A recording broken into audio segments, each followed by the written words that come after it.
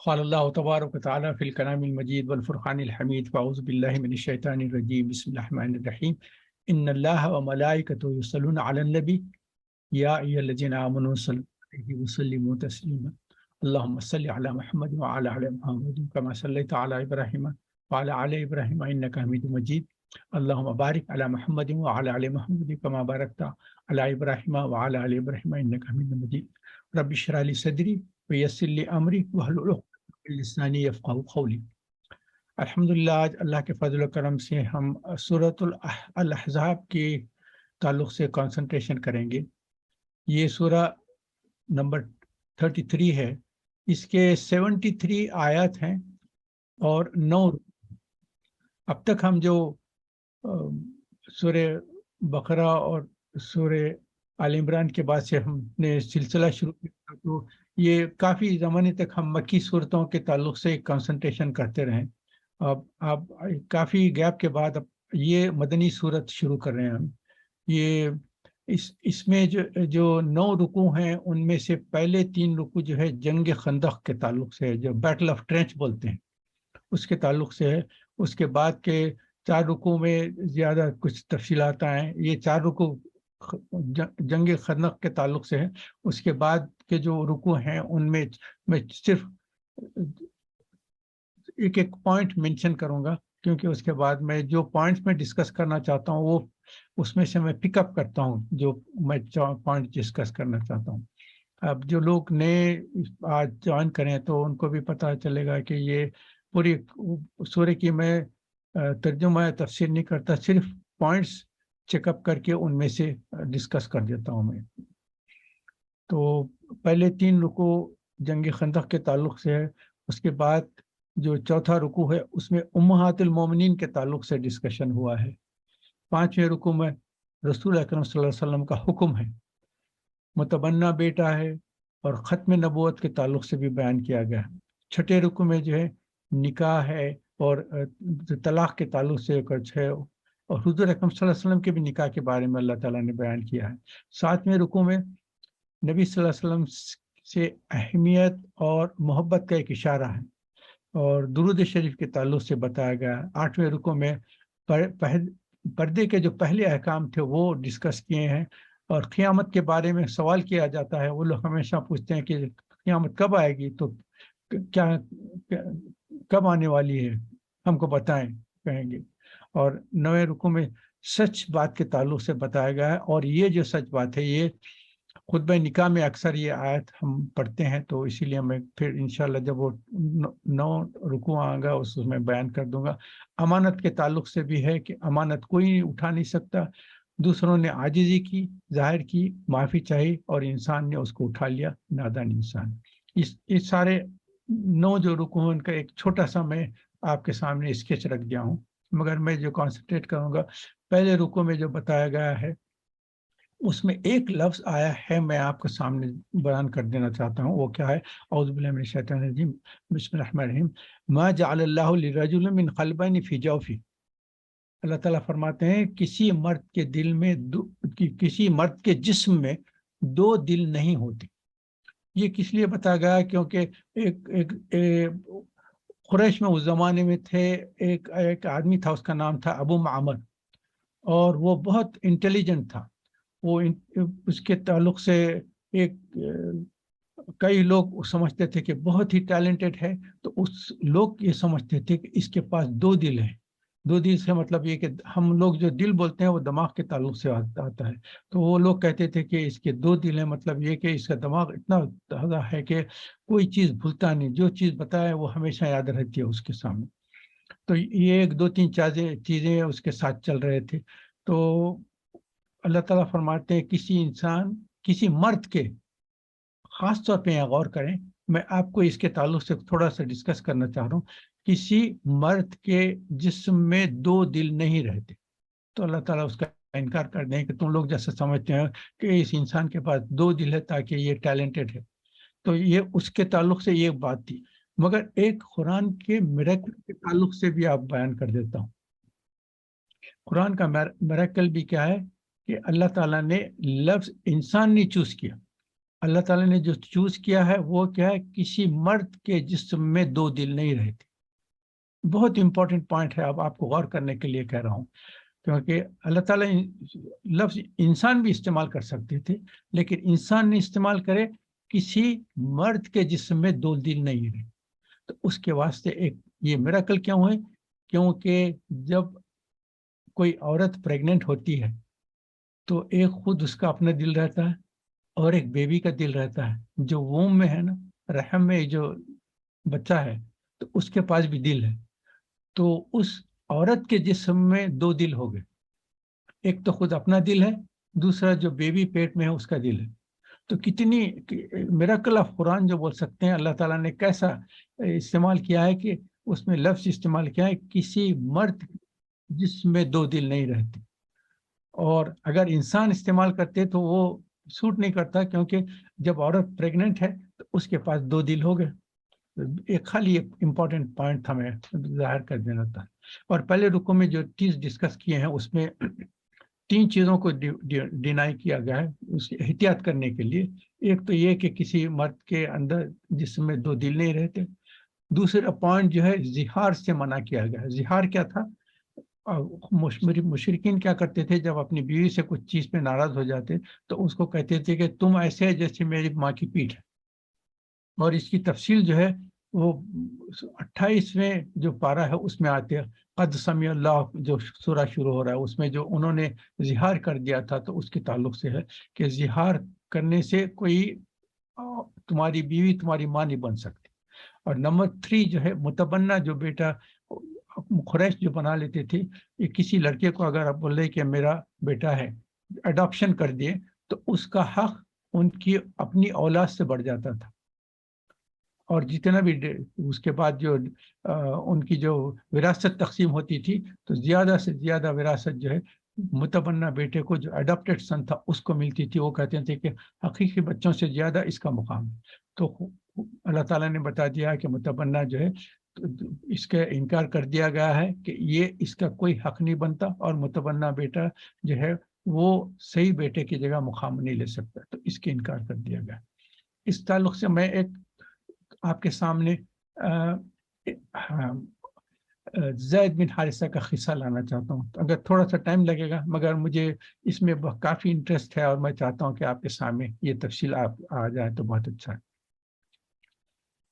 زید بن حارثہ رضی اللہ تعالیٰ عنہ, یہ ان کی بچپن کا حال ہے. یہ حضور اکرم صلی اللہ علیہ وسلم کی اظہار نبوت سے پہلے, یعنی جب حضور اکرم صلی اللہ علیہ وسلم کی ابھی شادی بھی نہیں ہوئی تھی حضرت خدیجہ رضی اللہ تعالیٰ سے, یہ اس وقت کا واقعہ ہے. یہ زید بن حارثہ جو تھے, ان کے والد کا نام شرجیل ہے, حارثہ بن شرجیل. زید بن حارثہ کے والد کا نام کیا ہے, حارثہ بن شرجیل. تو شرجیل کے 2 بیٹے تھے, کعب بن شرجیل اور حارثہ بن شرجیل. یہ دونوں بچوں کو بہت چاہتے تھے. تو حارثہ زید بن حارثہ کے بیٹے زید رضی اللہ تعالیٰ. یہ نوجوان بچپن کا حال ہے ان کا. یہ یمن کے ایک علاقے میں رہتے تھے. یہ بہت قبیلہ ان کا بہت مشہور تھا, بنو خزاعہ تھا, اور ان کی جو قبیلہ تھا اس کو بنو بکر کہتے تھے. تو وہاں سے والد ان کو بہت محبت کرتے تھے, اور ان کو کبھی اپنے سے جدا ہونے نہیں دیتے تھے.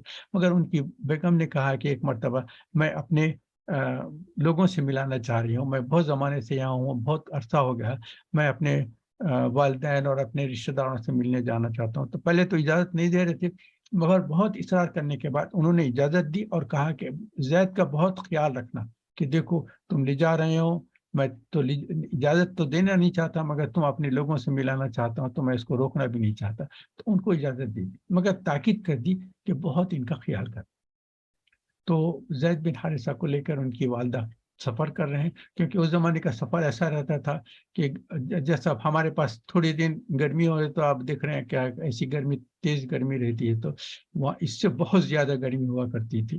تو وہاں کے لوگ کیا کرتے تھے, صبح کا وقت سفر کرتے تھے, اور جو مڈ آفٹرنون مڈ ڈے رہتا تھا اس میں کہیں شیڈ لے کر ٹھہر جاتے تھے. اس کے بعد ذرا جب گرمی اور دھوپ کم ہوتی تھی تو پھر سفر کرتے. تو ایسا ان کا کئی دن کا سفر ہوتا تھا. تو ایک دن ایسے کیا کہ انہوں نے صبح میں سفر کیا, دوپہر میں آرام کے لیے اپنے یا تو درختوں کے نیچے سائے میں ٹھہر جاتے تھے یا ٹینٹ بھی کیری کرتے تھے تاکہ گرمی بہت ہو تو ایک پورٹیبل ٹینٹ رہتا تھا اس کو لگا دیتے تھے, اس کے اندر جو ہے تھوڑی سی دیر آرام کرتے تھے. تو یہ جو جتنے لوگ تھے یہ سب ٹینٹ لگا کر اور جھاڑوں کے درختوں کے نیچے سب آرام کر رہے تھے کیونکہ دوپہر کے بہت تیز کا. مگر بچوں کا ایسا رہتا تھا کہ بچے جو ہے کھیل کے 2-4 بچے جو کھیلنا چاہتے تھے نا وہ اندر ٹینٹ میں بیٹھنا نہیں چاہتے تھے, وہ نکل کے بھاگتے تھے. تو اس وقت ایسا ہوا کہ یہ لوگ نکل کے بچے کھیلتے کھیلتے ٹینٹ سے کافی دور چلے گئے. اور آپ کو پتا ہے اس زمانے میں جو ایام جاہلیہ میں لوگ جو رہتے تھے, جو رابرس رہتے تھے اور جو ڈاکو رہتے تھے, وہ اپنا ٹریول کرتے رہتے تھے. اور اس وقت کہیں بھی دیکھے کہ کوئی کمزور لوگ ہیں اور ایک کا 2-4 آدمی ٹریول کر رہے ہیں تو یہ ڈاکوؤں کا ایک گروپ رہتا تھا, وہ ان کے اوپر اٹیک کرتے تھے, ان کا مال لے لیتے تھے, ان کو قید کر لیتے تھے, ان کو تکلیف پہنچاتے تھے. مگر ایک ڈاکوؤں کا گروپ جا رہا تھا, انہوں نے دیکھا تو کیا ہے ایک بڑا لشکر ٹھہرا ہوا ہے, مگر چونکہ بہت لوگ زیادہ تھے انہوں نے دیکھ لیا کہ ٹینٹ کے قریب جو ہے اونٹ اور گھوڑے کافی تعداد میں ہیں, تو انہوں نے کہا کہ ہم تو کم لوگ ہیں, 3-4 لوگ ہیں, تو ہم تو اٹیک کرنے جائیں گے تو ہم کو تو مار ہی ڈالیں گے. تو وہ کہے کہ چلو ان کو تو کچھ نہیں کر سکتے. مگر ٹریول کر رہے تھے, دیکھے تو کیا ہے کچھ 1-2 لڑکے کھیلتے ہوئے نظر آئے اور ٹینٹ سے کافی دور تھے. تو انہوں نے کہا موقع اچھا ہے, ان بچوں کو پکڑ لو اور ان کو لے جا کر غلام بنا کر بیچ دو. تو بچوں کو پکڑ لیا, ان کے منہ پہ ہاتھ رکھ لیا اور اپنے گھوڑوں پہ رکھ کے 2 بچے تھے ان کو لے کر چلے گئے. اس میں زید بن حارثہ کو بھی پکڑ لیا گیا. ان کو لے گئے ہیں, لے جا کر یہ انہوں نے وہاں سے ٹریول کرتے ہوئے دور دور جا کر مکہ پہنچے ہیں. مکے میں ایک جو ہے عکاس کا میلہ بولتے ہیں, ایک زمانے میں جیسا ہمارے پاس کوئی ایگزیبیشن وغیرہ کا جیسا سلسلہ رہتا ہے نا, اس میں سارے دور دور سے لوگ آتے ہیں, اپنے کموڈیٹیز رہتی ہے بیچنے کے, بیچتے ہیں خریدتے ہیں, اور کچھ فن فیئر کے جیسا بھی ہو جاتا ہے. وہ ایسا ایک میلے کا رہتا ہے, عکاس کا میلہ بولتے تھے, مکے کے قریب کعبے کے قریب ہوا کرتا تھا. تو اس میں لے جا کر انہوں نے زید بن حارثہ کو بیچ دیا. اور خریدنے والے کون تھے؟ حکیم بن حزام. حکیم بن حزام کون ہے؟ حضرت خدیجہ رضی اللہ تعالیٰ عنہ کے بھانجے. تو انہوں نے 400 درہم میں کچھ زید بن حارثہ کو خرید لیا. خرید کے آنے کے بعد انہوں نے اپنی پھوپھی کے پاس خدیجہ رضی اللہ تعالیٰ عنہ کو گفٹ کر دی کہ یہ غلام بکنے آیا تھا, میں نے خرید لیا ہوں, اور یہ صورت شکل سے اچھا بھی دکھ رہا ہے, شاید اچھے خاندان کا بھی ہوگا, تو میں آپ کو یہ تحفہ دیتا ہوں. تو انہوں نے حضرت خدیجہ رضی اللہ تعالیٰ عنہ کو زید بن حارثہ کو دے دی. تو وہ اپنے پاس رکھ لیے کیونکہ دیکھے کہ صورت شکل سے بھی اچھا اور خاندان کا بھی اچھا ہے, بات چیت بھی اچھا کر رہا ہے, کچھ اچھا سمجھدار بچہ نظر آئے, تو انہوں نے اس کو رکھ لیا. اس کے بعد حضور اکرم صلی اللہ علیہ وسلم سے خدیجہ رضی اللہ تعالیٰ عنہ کی شادی.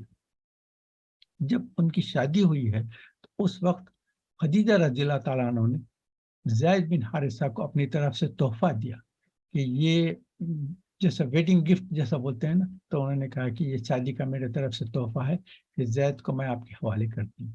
تو حضور اکرم صلی اللہ علیہ وسلم نے قبول کر لیا. زید بن حارثہ ان کے ساتھ رہے, خدیجہ رضی اللہ تعالیٰ ان کے گھر میں رہتے تھے, غلام تھے سمجھے, جو بھی کام ہو بولتے تھے تو کام کیا کر لیا کرتے تھے. اس کے بعد حضور اکرم صلی اللہ علیہ وسلم کو جب پہلی وحی نازل ہوئی, اقرا بسم ربک الذی خلق, جب وحی نازل ہوئی ہے تو اس کے بعد حضور اکرم صلی اللہ علیہ وسلم گھر آئے ہیں, جب کانپ رہے تھے, ایک پریشانی کی حالت تھی, ان کو جبریل علیہ السلام سے سنے تھے, تو آ کے گھر میں جیسے داخل ہوئے حضرت خدیجہ رضی اللہ تعالیٰ سے کہا کہ زملونی مجھے اڑا دو میری حیثیت, اس وقت پسینہ ہو رہا ہے. انہوں نے کہا کہ کیا ہو گیا ہے آپ کو؟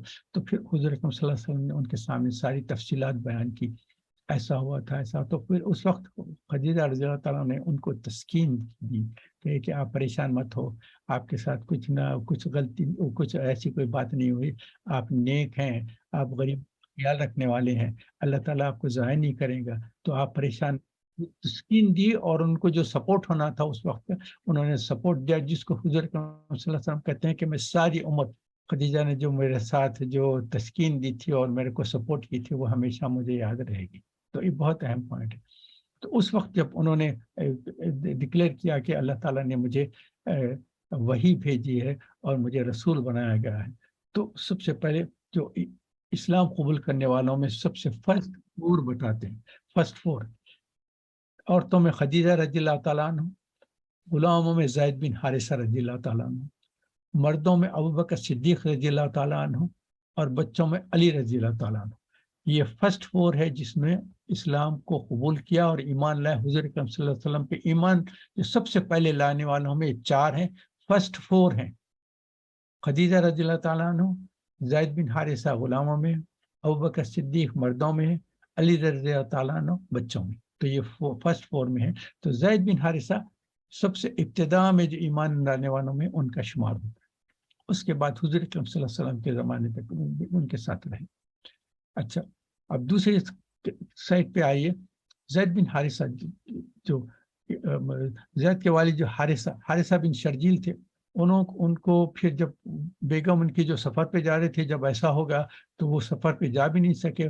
جو بھی پیریڈ تھا وہ فوری گزار کے فوری واپس آ گئے. آنے کے بعد اپنے ہسبینڈ کے سامنے، شوہر کے سامنے بہت بہت معافی چاہی کہ دیکھو آپ سے میں وعدہ کر کے گئی تھی، مگر یہ چیز میرے اس میں نہیں تھی کہ بچے جو ہے ہم جب ریسٹ لے رہے تھے اس وقت یہ نکل کے بھاگے ہیں. بچے کھیل کود میں کدھر چلے گئے نہیں معلوم، اور ڈاکوں نے ان کو پکڑ کر پتہ نہیں کیا کیا ہے، ہم کو پتہ نہیں. پھر حارثہ کو بہت فکر تھی، بہت روئے ہیں، اور وہ عربی کے بہترین شاعر تھے. انہوں نے ان کے نوحہ میں جو ان کی جو تکلیف ہوئی تھی اس میں جو اشعار لکھے ہیں وہ بھی پرزرو کیے گئے ہیں. اگر کسی کو انٹرسٹ ہے تو مجھے بتائیں، تو ان کو جو اشعار ہیں وہ بھی میں ان کو فارورڈ کر دیتا ہوں.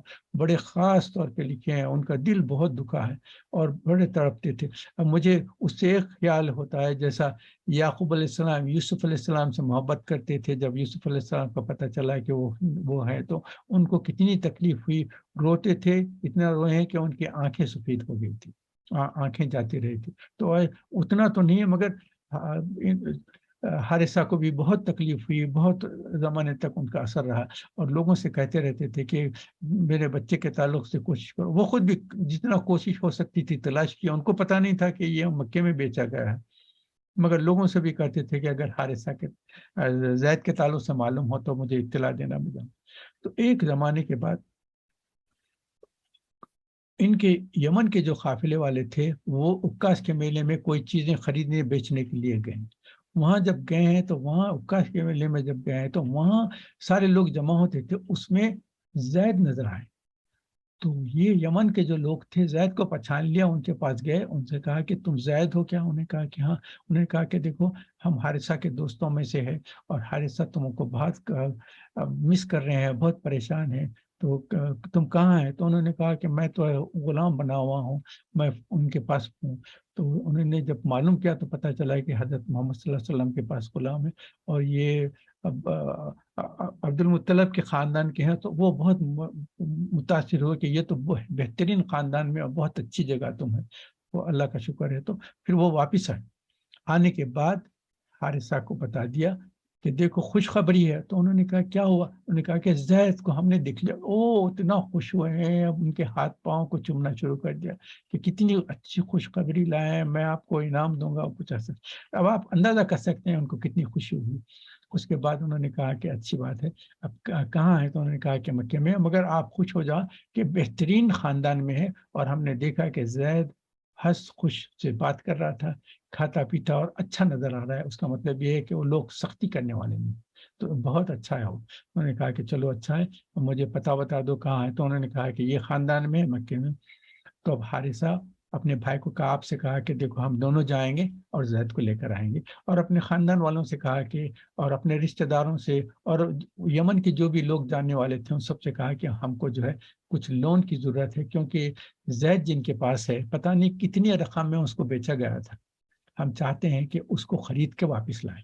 ہمارے پاس جتنا تھا، جو چاندی سونا جو بھی ہمارے پاس زیور تھے ہم وہ لے کے جائیں گے، مگر آپ لوگ سب بھی اگر ہم کو قرضہ دیں تو پتہ نہیں کتنا اماؤنٹ مانگیں گے. تو اگر زیادہ ہو تو پھر آپ لوگوں کا جو اماؤنٹ ہے اس میں سے دیں گے، اگر نہیں ہے تو واقع آپ کو واپس لے دیں. لوگوں نے دیکھے کہ حارثہ کی تکلیف دیکھ کر ان کو مدد کرنے کی کوشش کی، تو اپنے پوٹلیوں میں جمع کر لیے جو بھی اس وقت کے چاندی تھا، سونا تھا، زیور تھا، جو بھی قیمتی چیزیں رہتے تھے وہ جمع کے پیک اپ کر کے دونوں بھائی حارثہ اور جو ہے کعب جو ہے شرجیل کے جو دونوں بیٹے تھے وہ سب نکلے ہیں. سفر کرتے کرتے کرتے مکہ پہنچے ہیں. مکہ میں جانے کے بعد پوچھے کہ ہم وہ عبد المطلب کا جو خاندان ہے محمد ہے ان سے ہم ملنا چاہتے ہیں. تو لوگوں نے بتایا کہ ہاں تو وہ تو بہت نیک انسان ہے. تو اس وقت حضور اکرم صلی اللہ علیہ وسلم کو نبوت کے اظہار ہو گیا تھا اور زید کے ساتھ زید ان کے گھر میں کام وام بھی کرتے تھے, خوشی سے رہتے.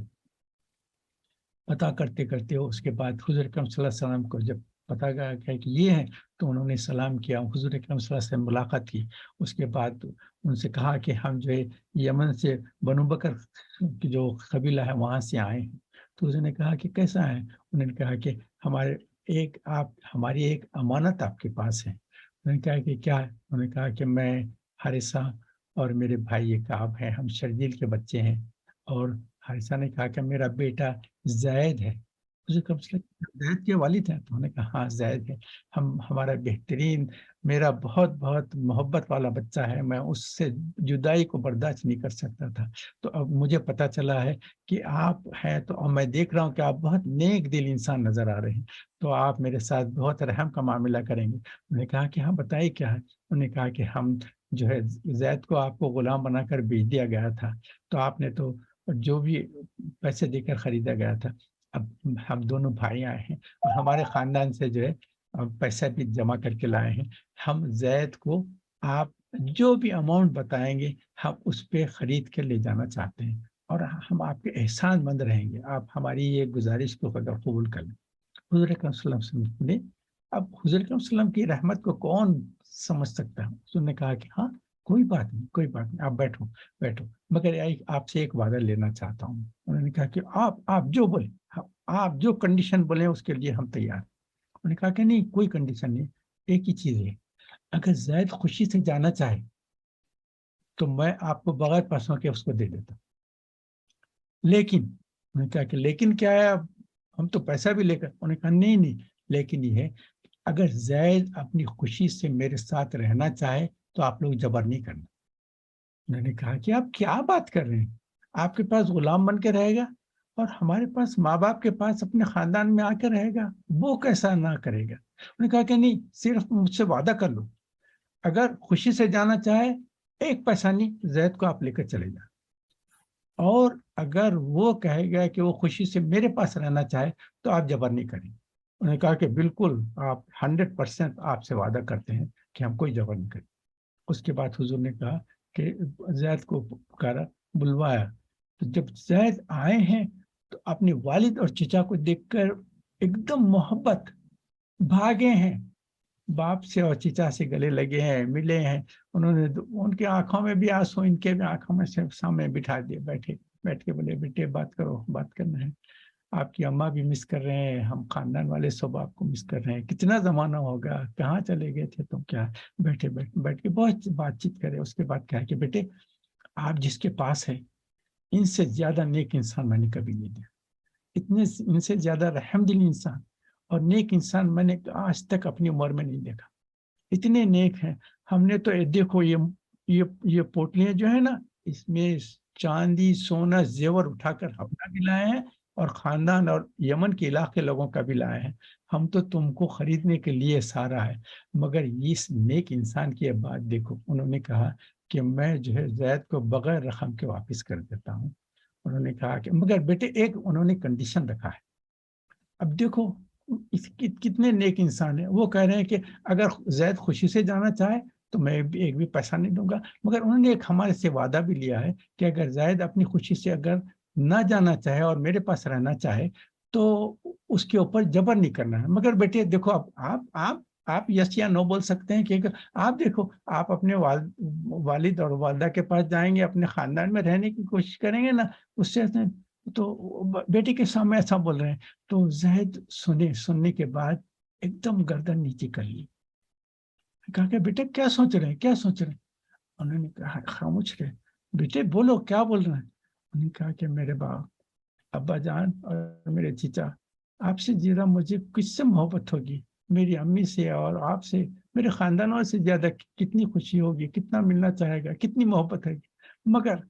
مگر ابا جی, میرے ابا جی, اگر آپ اجازت دیں تو مجھے یہاں جو محبت ملی ہے اور ان سے جو خلوص ملا ہے اور ان کے ساتھ جو میں اپنا ٹائم گزارا ہوں، مجھے ایسا معلوم ہوتا ہے کہ یہ کوئی دوسری دنیا کی بات ہے۔ اگر آپ اجازت دیں گے تو میں اپنی باقی زندگی ان کے ساتھ گزارنا چاہتا ہوں۔ یہ جب الفاظ سنے ہیں تو آپ حارثہ بن شرجیل اور کعب بن شرجیل پہ کیسا گزری ہوگی۔ انہوں نے کہا کہ بیٹے آپ ان کے ساتھ رہنا چاہتے ہیں؟ انہوں نے کہا کہ نہیں، آپ کو پتہ نہیں ہے مجھے یہاں کیسی تسکین اور دلی خوشی اور اتنا اطمینان قلب ملتا ہے، آپ کو میں بتا نہیں سکتا ابا جی۔ انہوں نے کہا بیٹے ہم کو تم سے محبت ہے، مگر ہم کو تمہاری خوشی ہمارے لیے بہت اہم ہے۔ اگر تمہاری خوشی اور تم اس میں راضی ہو تو ہم بھی اس پہ راضی ہیں کہ ہم تو تم بیٹے کی خوشی چاہتے ہیں، اس کو اطمینان جو ہو، اس کو خوشی ہو، جس چیز میں وہ خوش رہتا ہے وہ بھی ہماری خوشی۔ تو انہوں نے کہا کہ پھر بیٹے ہم جاتے ہیں۔ پھر حضرت صلی اللہ علیہ وسلم ملے، اس کے بعد کہا کہ آپ سے جیسا نیک انسان نہیں دیکھے، جو ہمارا بیٹا جو ہے ہم پہ آپ کو ترجیح دیتا ہے۔ تو وہاں سے پھر وہ روانہ ہو گئے۔ تو حضور اکرم صلی اللہ علیہ وسلم زید بن حارثہ کو پکڑ لیے، اس کے بعد ان کا ہاتھ پکڑ کر باہر گئے ہیں، اور اس وقت کعبے کے پاس جا کر انہوں نے اناؤنس کر دیا کہ آج سے زید جو ہے زید بن محمد کہلائے گا۔ اس زمانے میں متبنہ کا جو ہے وہ چیز چل رہی تھی، یہ بتا دیا گیا۔ بتانے کے بعد سے اس کے بعد سے سارے لوگ ان کو زید بن محمد پکارا کرتے تھے صلی اللہ علیہ وسلم۔ تو اتنا بڑا ہوا۔ اس کے بعد اب سورہ احزاب کی جو آئے ہیں نا، اس میں جو بتا دیا گیا ہے کہ متبنہ بیٹا جو بنتا ہے اس کو اسلام نے ختم کر دیا، کہ اڈاپشن از نو لانگر ایکسیپٹیڈ ان اسلام۔ اسلام میں اس کا کوئی پوزیشن نہیں ہے۔ جیسے یہ سورہ احزاب کی آیتیں نازل ہوئی تو حضور اکرم صلی اللہ علیہ وسلم نے پھر اناؤنس کیا کہ آج سے زید بن محمد نہیں، زید بن حارثہ ہے۔ تو جب سنے ہیں تو اب زید رضی اللہ تعالیٰ پہ کیا گزری ہوگی آپ دیکھیں، جو حضور اکرم صلی اللہ علیہ وسلم کے نام کے ساتھ ان کا نام مل گیا تھا، زید بن محمد پکارا جاتا تھا۔ اب اس کے بعد جب سورہ احزاب کی آیتیں آ گئی کہ کوئی متبنہ کا قصہ ختم ہو گیا، تو اس کے بعد ان کو زید بن حارثہ پکارا گیا۔ ان کے دل پر کیا صدمہ ہوگا۔ تو اللہ تعالیٰ نے اس صدمے کے تعلق سے اس کا ریکٹیفائی کر دیا۔ اللہ تعالیٰ نے ان کو ایک زبردست انعام عطا فرمایا ہے کہ زید رضی اللہ تعالیٰ عنہ کا ایک ہی صحابی ہیں جس کا نام اللہ تعالیٰ نے قرآن میں نقل کیا ہے۔ پورے قرآن میں کسی صحابی کا نام ہے۔ حضور اکرم صلی اللہ علیہ وسلم کے کتنے صحابہ تھے؟ حضرت ابوبکر صدیق، حضرت عمر ہے، حضرت عثمان ہے، حضرت علی ہے، حضرت طلحہ ہے، حضرت زبیر ہے، عشر مبشرہ ہیں، صحابہ ہے، کتنے صحابہ ہیں؟ کسی کا نام قرآن میں نہیں ہے، چونکہ اللہ تعالیٰ نے زید بن محمد کے بجائے زید بن حارثہ بنا دیا گیا تھا، مگر ان کو اتنا آنر دیا ہے کہ پورے قرآن میں صرف ایک ہی صحابی کا نام ہے اور ان کا نام ہے زید۔ سارے قرآن میں سورہ احزاب میں ان کا نام آیا زید۔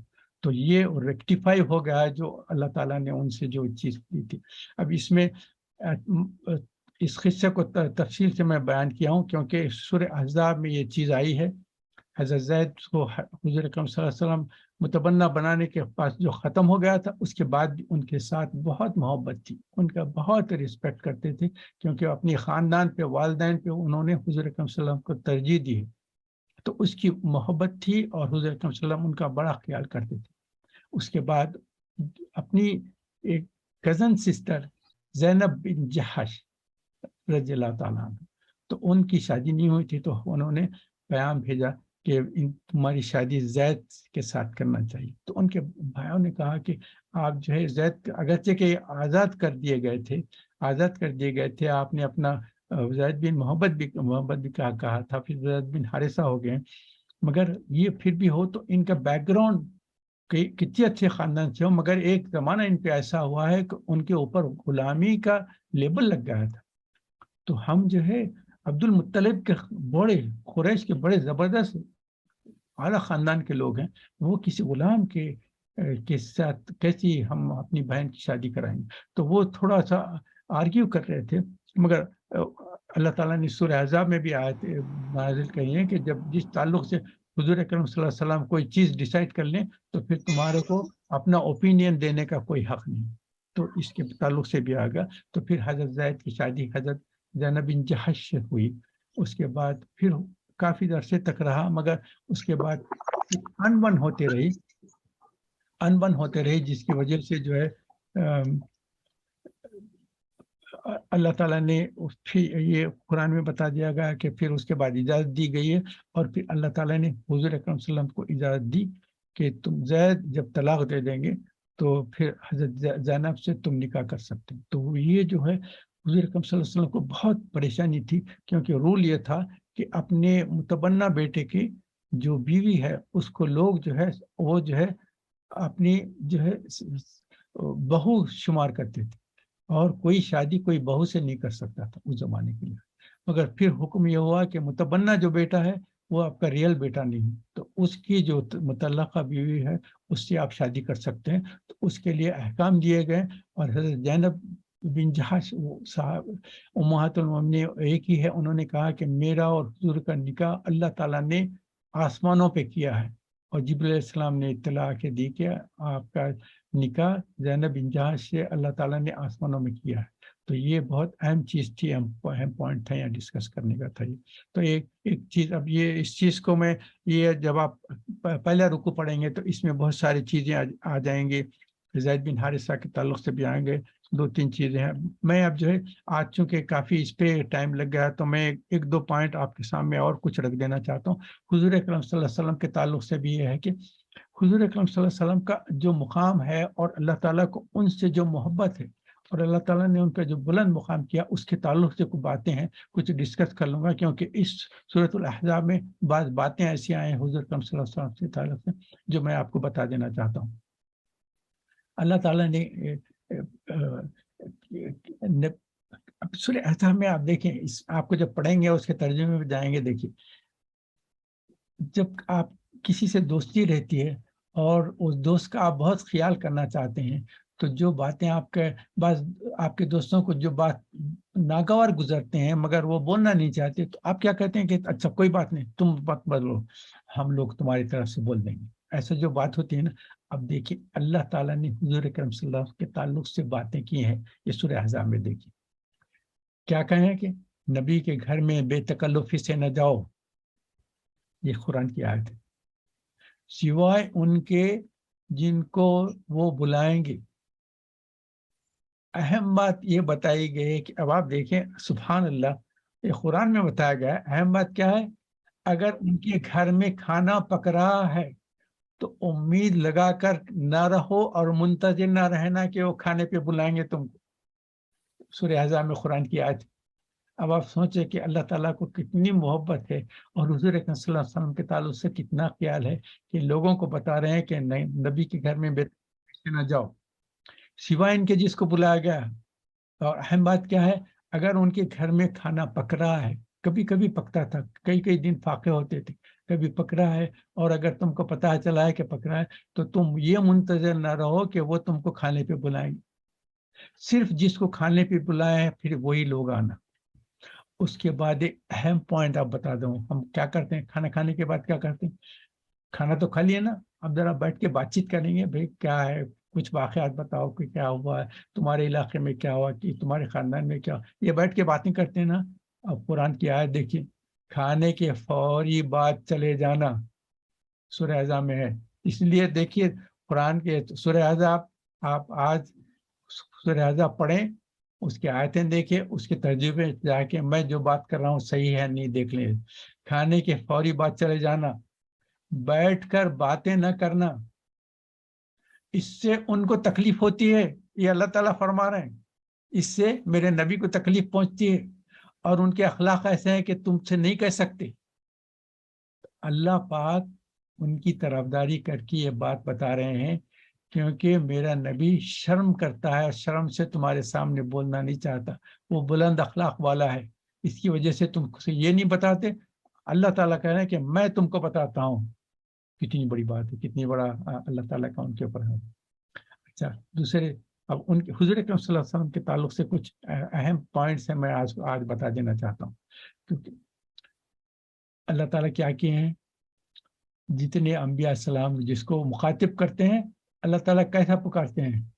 آدم علیہ السلام کو پکارنا کہتے ہیں یا آدم، نوح علیہ السلام کو پکارنا مخاطب کرنا چاہتے ہیں یا نوح، عیسیٰ علیہ السلام کو پکارتے ہیں تو یا عیسیٰ، ابراہیم علیہ السلام کو یا ابراہیم. جتنے انبیاء کو رسولوں کو اللہ تعالیٰ مخاطب کرنا چاہتے ہیں تو ان کو یا کے لفظ سے پکارتے ہیں، یا آدم، یا نوح، یا موسیٰ، یا عیسیٰ، جو قرآن میں آئے ہیں. مگر حضور اکرم صلی اللہ علیہ وسلم کو کبھی بھی یا محمد سے اللہ نہیں پکارا. پورے قرآن میں جب بھی دیکھیں، جب بھی مخاطب کرتے ہیں یا ایھا النبی، یا ایھا الرسول، یا ایھا المزمل، یا ایھا المدثر، یہ محبت سے پکارنا ہے، نام سے نہیں پکارتے. کیونکہ اگر آپ اپنے والد صاحب سے محبت کرتے ہیں، ان کو رسپیکٹ کرتے ہیں، آپ کے والد کا نام عبداللہ ہے تو یا عبداللہ بول کے نہیں پکاریں گے، جی ابا جی، یا میرے والد، او مائی فادر، یہ بولیں گے نا. کبھی آپ فادر کا نام لے کے نہیں پکاریں گے، کیونکہ آپ رسپیکٹ بھی دیتے ہیں اور محبت بھی کرتے ہیں. اللہ تعالیٰ حضور اکرم صلی اللہ علیہ وسلم تعلق سے کبھی بھی یا محبت استعمال نہیں ہوا قرآن میں. قرآن میں ہاں حضور کا نام آیا ہے 4 جگہوں پہ، مگر وہ رسالت کے تعلق سے آیا ہے. محمد صلی اللہ علیہ وسلم تمہارے رسول ہیں، تمہارے تعلق سے تو رسالت کے تعلق سے ان کا نام 4 مرتبہ قرآن میں آیا ہے، مگر اللہ تعالیٰ نے ان کو یا محمد سے کبھی نہیں پکارا، ہمیشہ محبت اور رسپیکٹ سے پکارا ہے. یا ایھا النبی، یا ایھا الرسول، یا ایھا المزمل، یا ایھا المدثر، یہ اس ایسا خطاب ہوا ہے. اور ایک پوائنٹ بتا دیتا ہوں. دوسرے انبیاء اور رسولوں کو ان کے قوم والے جادوگر بولتے تھے، جیسا موسیٰ علیہ السلام کو کہا گیا ہے. بعض انبیاء کو کہتے کہ یہ مجنون ہے، یہ جو باتیں کر رہے ہیں ان کو نہ سنیں. یہ دوسرے انبیاء کے تعلق سے آپ آیا قرآن میں دیکھ لیں تو ان کو جو ہے مجنون بھی بتایا گیا ہے، ساحر بھی بتایا گیا ہے، سب کہا گیا ہے، مگر اللہ تعالیٰ نے کسی کا ایکسپلینیشن نہیں کیا. دوسرے رسولوں کو مجنون کہا گیا، لیکن رسول اللہ صلی اللہ علیہ وسلم کو جب مجنون کہا گیا تو فوراً اللہ تعالیٰ نے اس کی نفی فرما دی. سورہ قلم ہے 68 ہے، اس کی آیت نمبر 2 ہے. اس میں اللہ تعالیٰ کہتے ہیں کہ نہیں، آپ کے نبی جو ہے مجنون نہیں ہے. اب سورہ قلم کی جو دوسری آیت ہے نا وہ دیکھیں، اس میں اللہ تعالیٰ کہتے ہیں کہ نون والقلم وما یسطرون وما کبھی مجنون، یہ اللہ تعالیٰ فرماتے ہیں کہ میرا نبی جو ہے مجنون نہیں ہے. اللہ اچھا اور ایک بات بتا دوں آپ کو، سورہ توبہ کی آخری آیت ہے، اعوذ باللہ من الشیطان الرجیم، بسم اللہ. لقد جاءکم رسول من انفسکم عزیز علیہ ما عنتم حریص علیکم بالمؤمنین رؤوف الرحیم. اللہ تعالیٰ کے 2 صفات ہیں، رؤوف اور رحیم، کسی اور کے لیے استعمال نہیں کر سکتے. اپنے 2 صفات اللہ تعالیٰ نے حضور اکرم صلی اللہ علیہ وسلم کو دے کے کرتے ہیں، ان کے ساتھ کہتے ہیں آپ کا جو نبی ہے وہ رؤوف اور رحیم ہے. اللہ نے اپنے 2 صفات حضور اکرم صلی اللہ علیہ وسلم کو دے دیے کہ یہ تمہارے جو نبی ہیں ان کے پاس یہ 2 صفات ہیں. دیکھو تو یہ خالی امپورٹنٹ پوائنٹ. اور کیا ہے، لوگ بات چیت کرتے ہیں، اگر کوئی بلندی آواز سے کر دیں تو آپ معلوم ہے کسی سے آپ بات کریں تو رسپیکٹ کیا ہے، ان کی آواز بلند نہیں کرنا ہے. آپ کو پتہ ہے نا، بلند نہیں کرنا. تو اللہ پاک نے کیا کیا ہے، ہرگز تمہارے نبی کے سامنے اپنی آواز کو بلند نہ کرو. سورہ الحجرات ہے 49، اس کی آیت نمبر 2 ہے. اپنی آواز بلند مت کرو. دیکھیں کتنی بڑی بات ہے، لوگوں سے کہہ رہے ہیں کہ تمہارے نبی کے سامنے اپنی آواز بلند نہ کرو. اگر کریں گے تو کیا ہوگا، تمہارے نیک اعمال سارے ضائع ہو جائیں گے، تم کو پتہ بھی نہیں چلے گا. جس سورہ الحجرات ہے، سورہ نمبر 49 ہے، آیت نمبر 2 ہے، کبھی آپ پڑھیں دیکھیں تو. اور پھر اللہ تعالیٰ نے اس صورت میں بھی بتایا گیا. اور صحیح بخاری اور صحیح مسلم کی ایک حدیث ہے کہ حضور اکرم صلی اللہ علیہ وسلم نے کہا تم جب تک مومن نہیں ہو سکتے جب تک میری محبت تمہارے باپ، تمہارے بیٹے، تمہارے انسانوں سے بڑھ کر نہ ہو مجھ سے. تو حضور اکرم صلی اللہ علیہ وسلم سے ہم کو محبت کرنا چاہیے، ہمارے ایمان کا تقاضا ہے. حضور اکرم صلی اللہ علیہ وسلم ایک مرتبہ عمر رضی اللہ تعالیٰ سے پوچھا کہ عمر تم مجھے کتنا چاہتے ہو؟ انہوں نے کہا حضور میں اپنے والد سے، اپنی والدہ سے اپنے بچوں سے، اپنے خاندان والوں سے سب سے زیادہ آپ سے محبت کرتا ہوں اور آپ کا مقابل سب سے بڑھ کے۔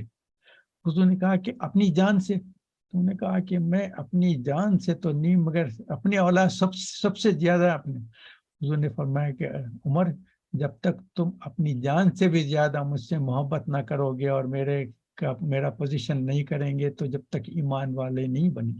تو ایک سیکنڈ کے لیے حضرت عمر نے گردن نکالی، اس کے بعد کیا حضور میں اپنی جان سے بھی زیادہ آپ سے محبت کرتا ہوں۔ حضور نے فرمایا کہ ہاں پکے مومن کی علامت ہے۔ اور آپ کو ایک پوائنٹ بتا دوں، آل عمران جو چیپٹر 3 ہے اس کی آیت نمبر 31 ہے، یہ ہم کتنے مرتبہ پڑھتے ہیں؟ اعوذ باللہ من الشیطان۔ آپ اللہ تعالیٰ سے محبت کرنا چاہتے ہیں، اللہ تعالیٰ کہتے ہیں کہ اس سے ایک آگے کا درجہ بتاؤں، تم میرے سے محبت کرنا چاہتے ہیں، میں اس سے اعلیٰ درجہ بتاؤں کہ میں تم سے محبت کرنے والا بن جاؤں کیا؟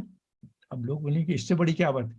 ہم اللہ سے محبت کرنا چاہتے ہیں تو اللہ بتا رہے ہیں کہ کیا تم یہ نہیں چاہتے کہ میں تم سے محبت کروں؟ وہ تو بڑا درجہ ہوگا۔ تو اللہ تعالیٰ فرماتے ہیں کہ اعوذ باللہ من الشیطان قل ان کنتم تحبون اللہ فاتبعونی یحببکم اللہ۔ اے میرے پیغمبر آپ کہہ دیں کہ تم اللہ سے محبت کرنا چاہتے ہو تو آپ کہہ دیں کہ تم لوگ میری اتباع کرو تو اللہ تم سے محبت کرے گا۔ قل ان کنتم تحبون اللہ فاتبعونی یحببکم اللہ، یہ سورہ آل عمران چیپٹر 3 میں آیت نمبر 31 دیکھ لیجیے ابھی۔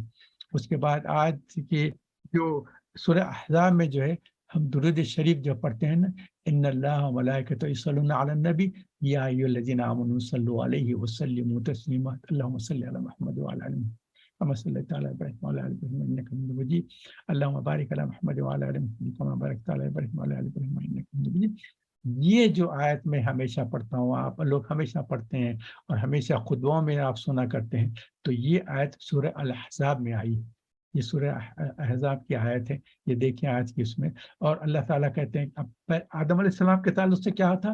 آدم علیہ السلام سے تعلق سے اللہ تعالیٰ نے فرشتوں کو حکم دیا تھا کہ تم لوگ آدم علیہ السلام کو سجدہ کرو، جتنے عرش کے جتنے تھے مخلوقات تھے اس وقت کے، سب کو حکم دیا کہ آدم کو سجدہ کرو۔ مگر حضور اکرم صلی اللہ علیہ وسلم کا جب معاملہ آیا، اللہ پاک خود ہیں فرشتوں کو اپنے ساتھ ملا لیے اور مومنین تینوں کو ملا کے کہہ رہے ہیں کیا ہے یہ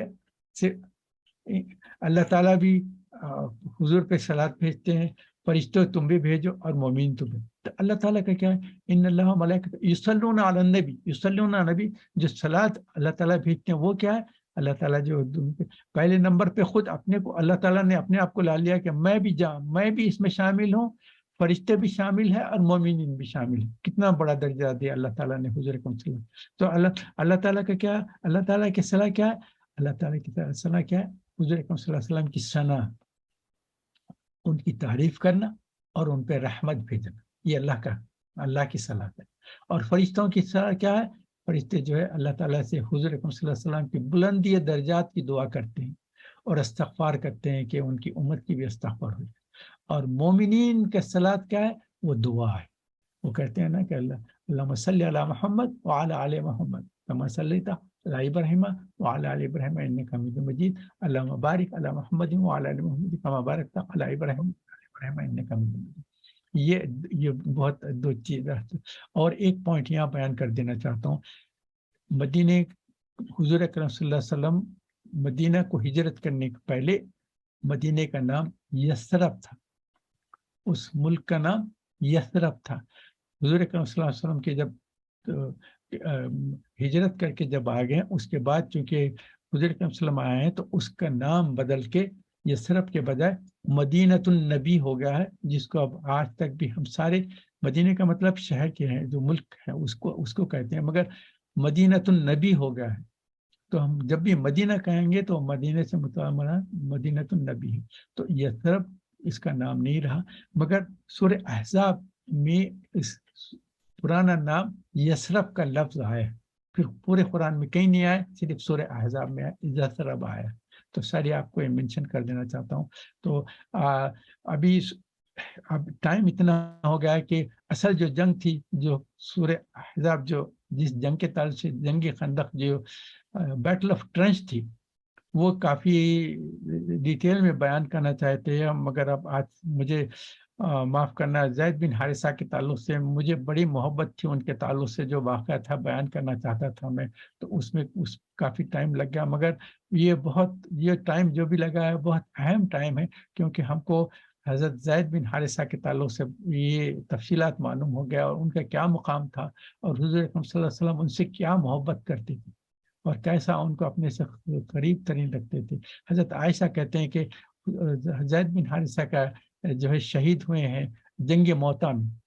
حضرت عائشہ رضی اللہ عنہ کہتے ہیں کہ اگر زید زندہ رہتے تو حضور اکرم صلی اللہ علیہ وسلم اپنے بعد زید کو اپنا مقام دیتے تھے، کہ میرے بعد زید کا مقام ہے، کہ ایک حدیث میں بیان کیا گیا ہے، تو میں نے آپ کے سامنے منشن کر دیا۔ تو یہ بہت اہم پوائنٹس سے میں آپ کے سامنے رکھا ہوں میں۔ تو آج میں آپ لوگوں سے تھوڑا سے جلدی اس کا اختتام کر کے اس آج کی جو ٹاک کو ختم کر دینا چاہتا ہوں۔ اس کے بعد انشاءاللہ نیکسٹ سنڈے جو ہے میں جو جنگ خندق کی جو جنگ تھی، جسے بیٹل آف ٹرنچز بولتے ہیں، اس کے تعلق سے کانسنٹریٹ کروں گا، اس وقت صرف اسی تعلق سے ہم کانسنٹریٹ کریں گے۔ دو تین چیزیں جو بیان کرنے کی تھی وہ یہ تھے کہ ایک ختم نبوت کی بھی آیت آ گئی، اس میں ختم نبوت کے تعلق سے بھی بیان کر دینا تھا، اگر ہو تو انشاءاللہ نیکسٹ سنڈے ختم نبوت کے تعلق سے بھی بیان کر دوں گا، کیونکہ بہت چیز ہے۔ وہ اللہ تعالیٰ نے فرمایا کہ خاتم النبیین، آپ آخری نبی ہیں، اب آپ کے بعد کوئی نبی نہیں ہے نہ کوئی رسول، کیونکہ اللہ تعالیٰ نے جتنے بھی احکام ہمارے ایمان والوں کو اور انسانوں کو جو پہنچانے تھے، وہ جو ہے حجت الوداع میں آیت نازل ہو گئی کہ اب جتنے احکام تھے قیامت تک کے لیے آپ کے لیے پھر کوئی نئے احکام نہیں آئیں گے، جو اللہ تعالیٰ نے احکام بھیج دیے ہیں وہ تکمیل ہو گئی۔ تو تکمیل احکام بھی ہو گئے، تکمیل رسالت بھی ہو گئی، تو اب کوئی نئے نبی آنے کی ضرورت نہیں۔ پہلے اس لیے نبی آیا کرتے تھے کیونکہ پورے احکام ایک وقت ایک نبی کے ذریعے سے نہیں دیتے تھے، اس کے بعد وہ نبی جانے کے بعد جو ایک رسول جانے کے بعد دوسرے جب رسول آتے تھے ان کو نئے احکام دیے جاتے تھے، جیسا کہ تورات میں دیا گیا، انجیل میں دیا گیا، مگر جب قرآن آ گیا تو کہا کہ یہ اب آخری کتاب ہے، اس کے بعد کوئی احکام آنے والے نہیں۔ الیوم اکملت لکم دینکم واتممت لکم نعمتی ورضیت لکم الاسلام دینا۔ یہ جب آیت آ گئی تو اس کا مطلب یہ ہے کہ تکمیل رسالت بھی ہوگی، اللہ تعالیٰ ہدایت کی بھی تکمیل ہوگی۔ اب اس کے بعد کوئی نہ نبی آنے والا ہے، نہ کوئی قرآنی ہدایت، کوئی ہدایت کی کتاب آنے والی ہے، نہ کوئی نبی یا رسول آنے والا ہے۔ تو یہ ختم نبوت کے تعلق سے یہ آیت بھی بہت اہم ہے، انشاءاللہ اس کو بھی تھوڑا سا نیکسٹ سنڈے ڈسکس کر لیں گے۔ تو میں آپ کا بہت ممنون مشکور ہوں کہ آپ موسم ایسا ہونے کے باوجود بھی سنڈے ٹائم نکال کر میرے ساتھ بیٹھتے ہیں۔ اللہ تعالیٰ ہمارا یہاں بیٹھنا کہنا سننا اس کو قبول فرما لے۔ تو انشاءاللہ دعا کر لیں گے، اس کے بعد پھر ہم ٹائم ہے تو کوئی 5-10 منٹ ہے تو کچھ اور بیٹھ کے بات کرنے کے۔ اعوذ باللہ من الشیطان الرجیم، بسم اللہ الرحمن الرحیم۔ اللهم صل على محمد وعلى ال محمد كما صليت على ابراهيم وعلى ال ابراهيم انك حميد مجيد۔ اللهم بارك على محمد وعلى ال محمد كما باركت على ابراهيم وعلى ال ابراهيم انك حميد مجيد۔